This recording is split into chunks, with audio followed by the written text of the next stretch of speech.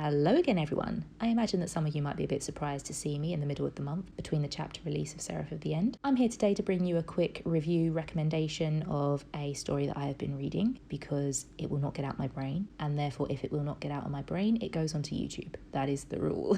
So you can maybe expect a few more of these ad hoc in future. I do have a weird and wonderful taste. I like obscure stuff, and if you guys are watching me, maybe you also share in those weird obscure tastes. So without further ado, let's kick off with our review of Dark Heaven. Now, I need to quickly put a disclaimer up first because this story is a mature story. It's explicit. It depicts a lot of graphic stuff. So if you are under 18, this is not for you. I'm making that very clear up front. This is not for you. Kindly exit stage left. That being said, I am not your mother. I do not control you. So you have been warned. Likewise, if you've been through some bad past experiences in your life, then this manga again deals with some really heavy stuff and it may not be for you. So to give you a bit of an idea, it deals with dark themes that include murder, various types of abuse, it deals with drug taking, and it also has some very explicit scenes that are designed to get you hot under the collar. So if that does not sound like your cup of tea, fair play to you. So then, let's kick off with the setting. So Dark Heaven is a BL manhwa. It is set in a world that is not so different from ours. There are no demons, there are no angels or vampires in this one. To quote good old Doctor Who, the only devil that exists in this story are the things that men do to each other.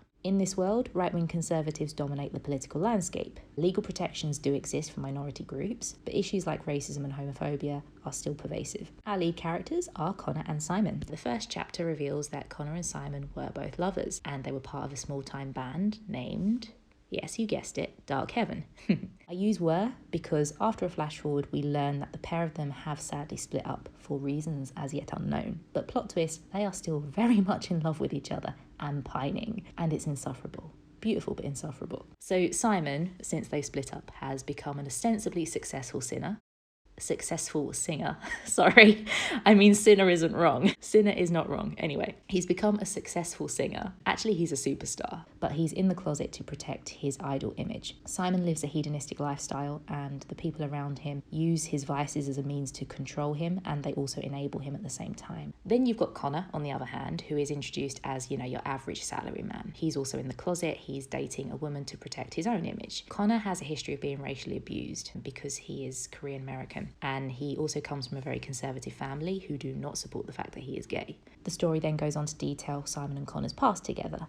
Now, something that I adored about Dark Heaven is that despite all of the fucked up things that it deals with, despite all the scummy characters that you're going to meet along the way, oh my goodness, the childhood romance between Simon and Conor is beautiful. It is beautiful. And yes, it is a childhood romance. We're talking like, you know, from when they're fairly young, school age. You get to see them develop feelings for each other as a result of the experiences that they share. You see them developing that mutual crush. And it is actually so wholesome to witness. It is gorgeous. And you don't often see that in a BL. Normally these stories start from teenage years at least. No, here you've actually got them at a younger age when they first meet, and you get to see that relationship build up, and it's really, really well done, especially because you see how Simon and Conor are both dealing with their respective issues when they are kids.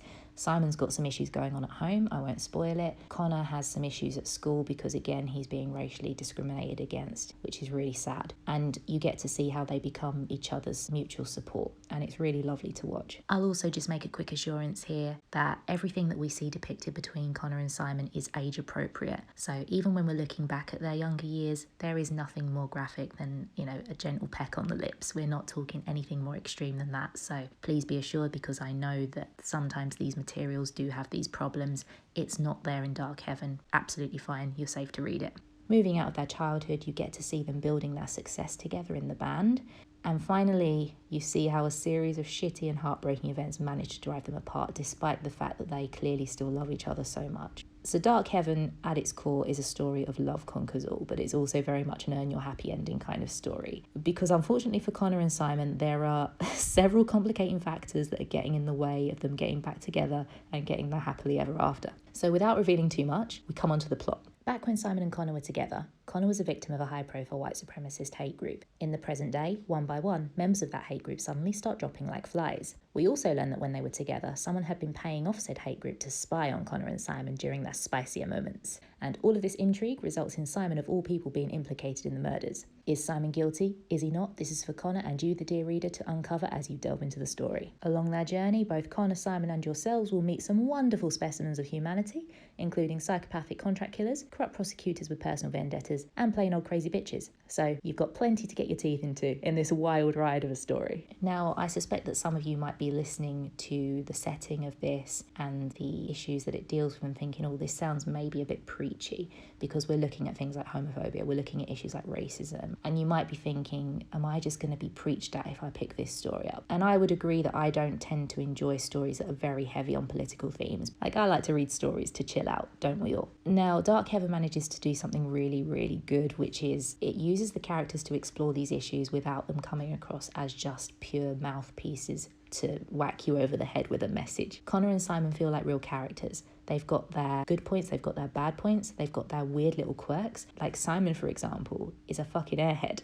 Like, you'll just catch him just sort of staring off into space and spending all this time in his own head, like daydreaming about stuff. Or you'll get to see Simon making up random song lyrics around Conor, which are really cringy. Then you've got Conor, who appears in his band makeup to be absolutely fucking terrifying and like this really like hard looking guy. And it turns out that he's just a sweetheart. And he's been through some really tough times. Protect Conor at all costs. He is my spirit animal. So, like I say, Conor and Simon are really good, well-written characters in my opinion. Like, you really feel like you know who they are and you feel like their romance is a real, genuine thing. And on the topic of the romance itself, it's a healthy romance. So, points for that. Because of all of the horrible issues that Dark Heaven deals with, they could very easily have made Simon and Conor's relationship equally unhealthy and horrible. They don't do that. Simon and Conor fucking love each other. They listen to each other. They try their best not to hurt each other. The only pain that they cause is going to be to you, the reader, through toothache, because they are so damn sweet to each other. Also, me personally, I'm not a fan of the whole top-bottom divide in BL,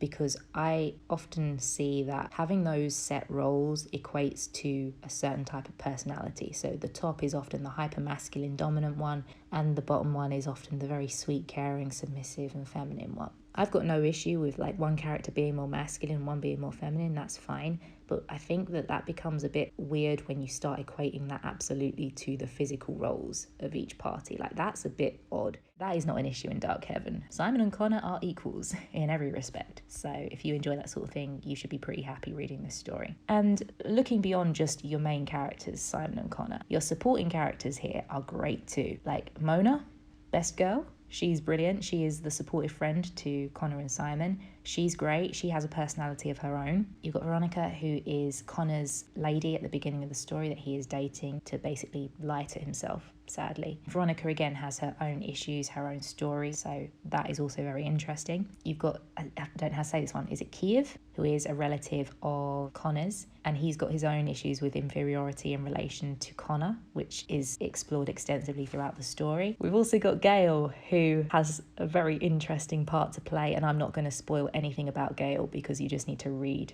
about Gail. Basically, great leads, great supporting characters. Nobody feels like they are just there for either fan service or just to be a mouthpiece for a message. Every character in the story feels like they have a place and a reason to be there, which is really rare. And as I say, this is not just a pure romance plot, and this is not where two characters, are failing to communicate and that's all that there is to the drama. There's some serious shit going on in this story that needs to be resolved, and it's excellent. It is excellent. I'm going to quickly spoil a little bit about the ending for you, so if you don't want to know anything about the ending, just skip this. I like my happy endings. I hate it when characters that suffer and they try so hard do not get their happiness in the end, i.e. Banana Fish, Ash. My God, that story is so good, but fuck me, the ending almost killed me. Anyway, Dark Heaven has a happy ending. So just know that for all the pain that you go through reading this story, it's worth it at the end. There is a light at the end of the tunnel and you just got to keep pushing through it. Keep pushing through it. That was my review of Dark Heaven. I hope that if that sounds like something you would enjoy, that you consider picking it up and giving it a go. It's available online. Just give it a quick Google. As I say, it's a manhwa, not manga. And let me know what you guys think, because I really enjoyed this one. I thought it was amazing. And yeah, happy to geek out about it with you guys. Okay, thank you very much for watching. I will see you in the next one. Take care. Bye bye.